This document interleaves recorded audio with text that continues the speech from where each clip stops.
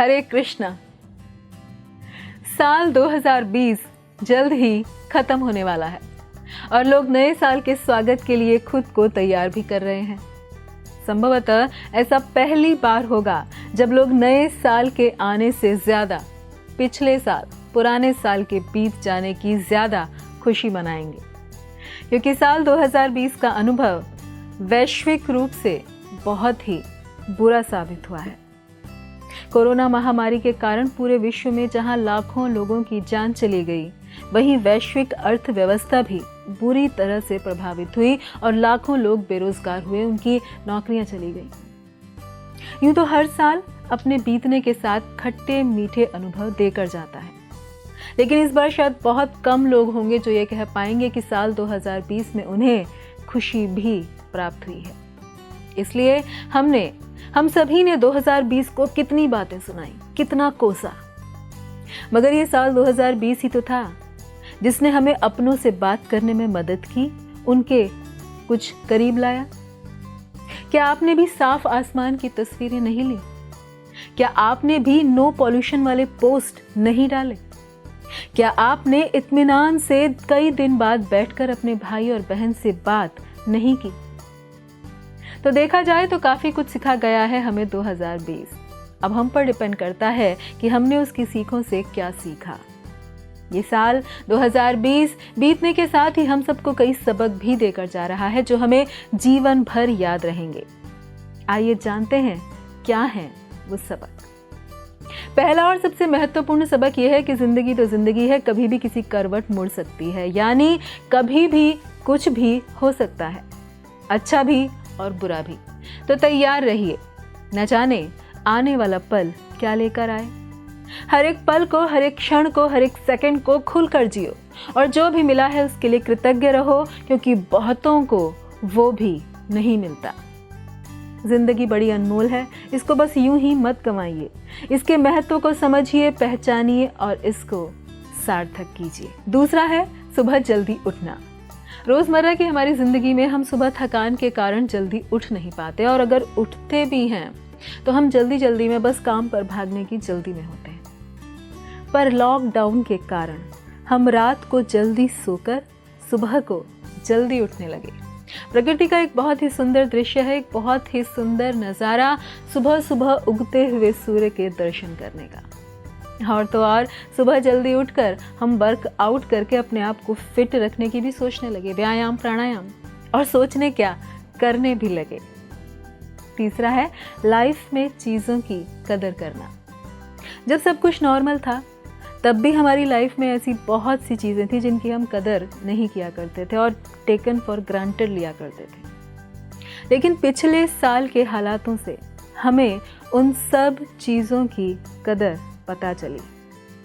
सबसे पहले तो हम में से बहुत से लोग बाहर जाना कम पसंद करते थे, पर अब हम जब अपने घरों में बंद हैं, कैद हैं, तो हम समझ सकते हैं कि बाहर जाना और खुली हवा में सांस लेना किसी ब्लेसिंग से, किसी आशीर्वाद से कम नहीं है। और अगला है अपनी हॉबीज को, अपने शौक को पूरा करना। हमें से ऐसे बहुत सारे लोग हैं जिन्हें अपनी हॉबीज फॉलो करने का, अपने शौक पूरा करने का समय नहीं मिलता, लेकिन पिछले साल हम सब लोग जब फ्री थे तो अपनी मनपसंद हॉबी को, अपने शौक को हम सब ने पूरा किया, और वो सब किया जो हम सब पता नहीं कब से करना चाहते थे। और अब आगे आता है अपने परिवार के साथ समय बिताना। पहले हम अपने काम में इतना व्यस्त रहा करते थे कि हमें अपने परिवार के साथ कुछ खट्टे मीठे पल बिताने का समय भी नहीं मिलता था। पर पिछले साल जब हम सब साथ थे तो हमने फिर से अपने जीवन की किताब में बहुत से हसीन लम्हे जोड़े, अपनों के साथ समय बिताकर और उन्हें यह बताकर कि हम सब एक ही परिवार का हिस्सा हैं और हम हर मुश्किल की घड़ी में हमेशा एक दूसरे के साथ हैं।